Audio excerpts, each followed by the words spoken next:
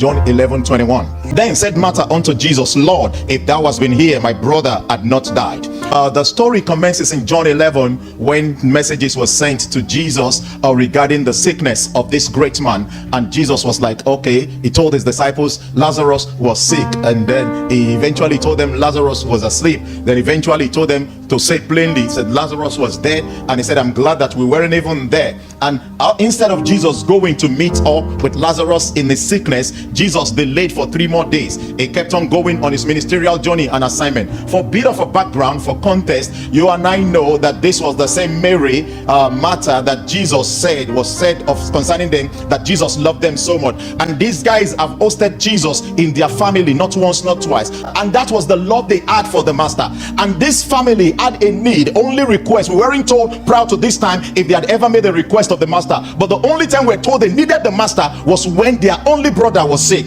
and they called upon the master. Imagine someone you had a relationship with, or someone you thought loved you, or someone you thought had your best interest at heart, and it got to a time when the chips were down, and you now sent a message to this guy only for him to delay for 3 more days. But you see, the master's delay does not mean that denial. Praise the name of the Lord. There are times in our life that we expect the master to show forth and show up for us. Immediately we call upon him, but oftentimes the master in his sovereignty may decide to delay and not attend to the request when you wanted it. And anytime God appears to delay or not to answer when you want, it's because there is something unique and significant that God is trying to back in and through that situation. I announced to somebody this morning, I don't know what is going on with you. Maybe you are thinking, just like Prof taught us in part 1 last week, that it is too late. Maybe you are beginning to say in your heart that God is not listening to me. Maybe the enemy is equally amplifying your situation and circumstances, and you are already beginning to tilt towards depression, and desperation is already setting in. I've got good news for somebody this morning. Tell your neighbor, it is not too late. There are times in our contemplation, there are times that we begin to look at the circumstances around us and we begin to feel that maybe God has forgotten us. The one that says, can a woman forget a child and the baby of her womb? He says, yes, they may forget. Say, but I will not forget you.